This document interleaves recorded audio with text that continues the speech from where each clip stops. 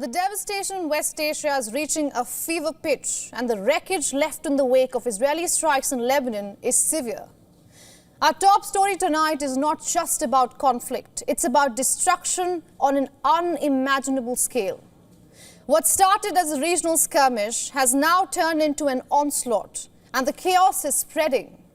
Israel is intensifying its bombardment of Lebanon, targeting the southern parts of Beirut, leaving behind nothing but crumbled buildings and empty streets, turning entire neighborhoods into smoking ruins. As we just showed you, the destruction is growing and the situation is deteriorating by the minute. You see, in the heart of Beirut, the densely populated area of Harat Harek was rocked by massive explosions.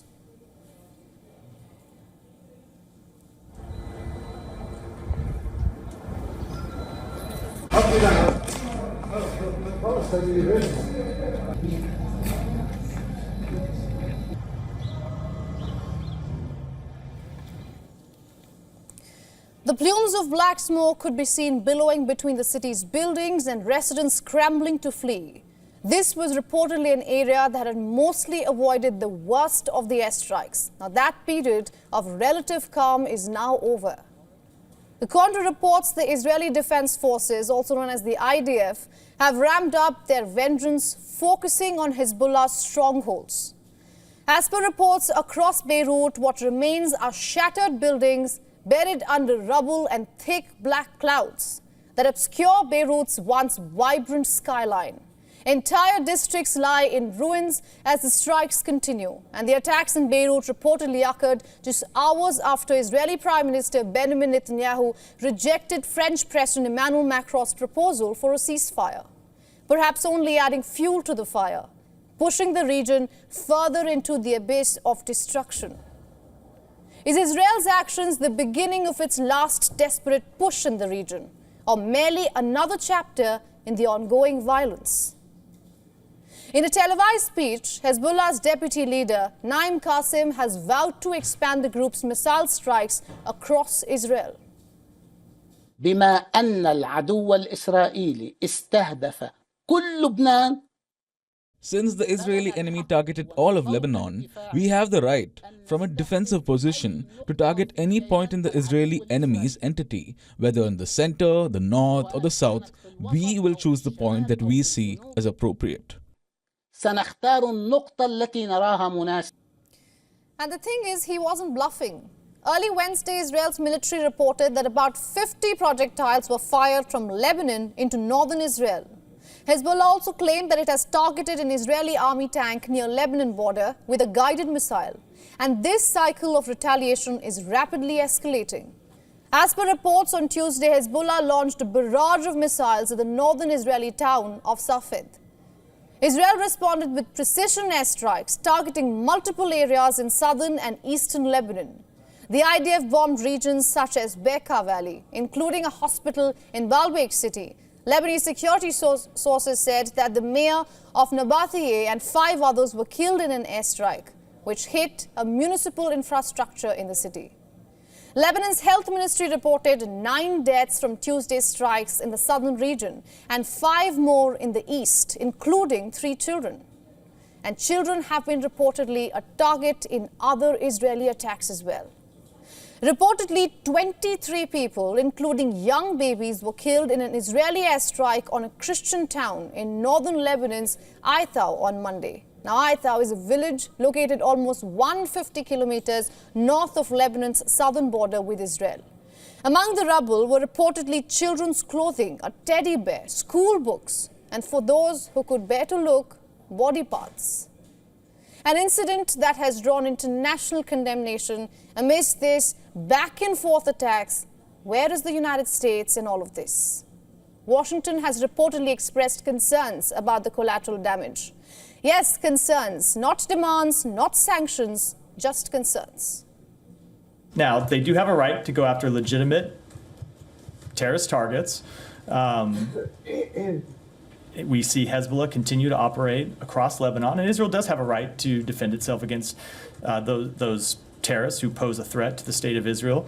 But we've had real concerns about the nature of the campaign that we saw roll out across Beirut over the past few weeks, and we made those concerns publicly. As per reports, US has issued a warning to Israel that unless it ramps up aid to Gaza within 30 days, the military assistance it relies on could be in jeopardy. The US has reportedly expressed dissatisfaction with the woefully inadequate humanitarian aid being delivered to Gaza. Will Washington actually follow through on this threat? Or is this more diplomatic posturing while Israel continues its bombardments? Let's also not forget the bigger picture here. This isn't just a skirmish between Israel and Hezbollah.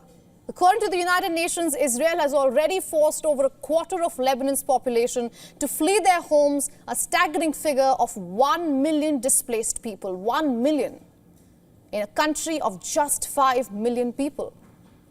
That's not just a crisis, that's a humanitarian disaster in the making. Lebanon, already teetering on the edge of the collapse, is being torn apart by airstrikes, evacuations, and the looming threat of more violence. Israel's ground offensive into southern Lebanon is its fourth invasion in less than 5 decades. It's relentless, with entire sections of Beirut reportedly flattened in the process. And while Israel continues its operations and violates many international calls for peace, leaders globally are condemning Benjamin Netanyahu's actions. French President Emmanuel Macron, for instance, he has reportedly urged Netanyahu to remember that Israel was born out of a United Nations decision. Reportedly a warning to Netanyahu to not ignore international law or UN resolutions. Israel, he reminded, must not forget the very institution that sanctioned its existence. Macron's message might have not been pointed, but will Israel listen? Meanwhile, Turkey is also ramping up its criticism of Israel, and as per reports, Turkish Foreign Minister on Tuesday called for sanctions against Israel, stating that diplomacy has failed and the world must now take legal action. He reportedly said that unless the international community imposes real consequences on Israel, whether economic, political, or militarily, the bloodshed will continue. And amid all of this, reports state that a new batch of US troops has landed in Israel to help operate the Terminal High Altitude Area Defense System, a sophisticated anti-missile defense mechanism designed to fend off Iranian threats. While THAAD can intercept ballistic missiles, experts say that it may be ineffective against smaller weapons like drones.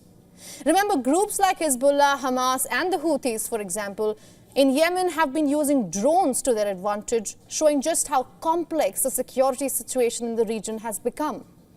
According to reports in US media, Israel has assured the Biden administration that it won't target Iran's nuclear enrichment or oil production sites, at least not yet. Instead, Israel is reportedly focusing on military targets like missile launch pads, drone sites, nuclear labs, and command centers. Experts caution that Israel's restraint does not guarantee that the conflict won't escalate in the future, adding that we could easily see strikes on Iran's more sensitive infrastructure if the conflict deepens. So where does all of this leave us? Well, the situation is spiraling out of control. Netanyahu's refusal to negotiate a ceasefire has sparked a new wave of violence that is dragging the entire region into chaos. And Lebanon stands on the edge of a humanitarian catastrophe with over 1 million people displaced. Hezbollah shows no signs of backing down, and Israel's military machine is operating at full capacity. How much longer can this spiral of violence continue before the entire West Asia erupts into an all-out war? And if that happens, will this be Israel's final burst or just another chapter in an endless cycle of conflict? For all the latest news, download the WION app and subscribe to our YouTube channel.